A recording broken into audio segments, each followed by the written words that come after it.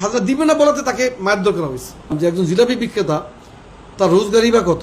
তিনি প্রতিদিন 600 টাকা খাজনা দেন এবং হাটবারে 1200 টাকা খাজনা দেন। বিষয় হচ্ছে যে আমি নির্বাচনে ক্যাম্পেইন করার সময় আমি দেখেছি যে এই যে বাজার ডাক হয়েছিল এবং এটা নিয়ন্ত্রণহীন অবস্থায় ছিল। এমন হয়েছে যে 3 লক্ষ টাকার বাজার, এটা আবার প্রথম যখন ডাক হয়েছে, এরপরে আবার যারা ডাক পেয়েছে তারা আবার অন্য কারোর কাছে এটা বিক্রি করেছে। তো এই 3 লক্ষ টাকা বাজার 30 লক্ষ টাকা হয়তো কেউ না কেউ নিয়েছে। সে খাজনা কালেক্ট করতে গিয়ে মনে হয়েছে যে 30 লক্ষ টাকা আমার তুলবো কীভাবে, তোলার জন্য তারা, আমার কাছে মনে হয়েছে তারা সাধারণ গৃহস্থ বা কৃষকের উপরে জুলুম করেছে।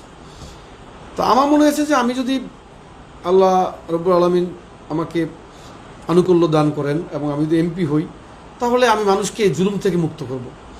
সেই চিন্তা থেকেই মূলত এই বাজারকে ফ্রি করার চেষ্টা করেছি। ফ্রি করার অর্থ হচ্ছে যে সাধারণ মানুষের জন্য ফ্রি, কিন্তু সরকারি যে রাজস্ব যেটা জমা দেওয়ার দরকার সেটা তো আমাদের দিতে হয়েছে।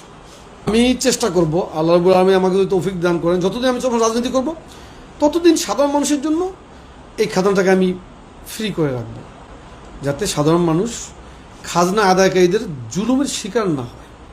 যেমন আমি একটা বাজারে নির্বাচনে ক্যাম্পেইন করতে গেলাম, তো এমনি বিনা কারণেই আমি হঠাৎ করে জিজ্ঞেস করলাম একজন জিলাপি বিক্রেতাকে যে আপনার কাছ থেকে কি খাজনা নেয়? বলছে হ্যাঁ নেয়। প্রতিদিন কত খাজনা দেন? তিনি বললেন যে আমি প্রতিদিন 300 ডাবল মানে 600 টাকা খাজনা দেন, আর হাটবারে 1200 টাকা খাজনা দেন। তো আমি এটা শুনে খুব অবাক হইলাম যে একজন জিলাপি বিক্রেতা, তার রোজগারই বা কত? তিনি প্রতিদিন 600 টাকা খাজনা দেন এবং হাটবারে 1200 টাকা খাজনা দেন।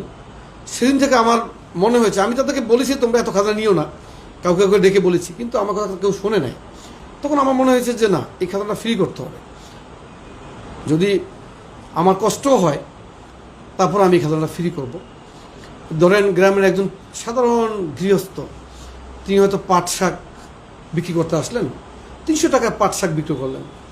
তিনি আজকে যখন 1 টাকাও খাজনা দেওয়া লাগে না, পুরো টাকা নিয়ে ঘরে ফিরেন, তার ভিতরে একটা আনন্দ তৈরি হয়। এটা আমি মানে কল্পনায় অনুভব করি আসলে, যে উনি যখন দেখেন যে ওনার কোনো খাজনা দেওয়া লাগে না, উনি কিন্তু খুশি হন।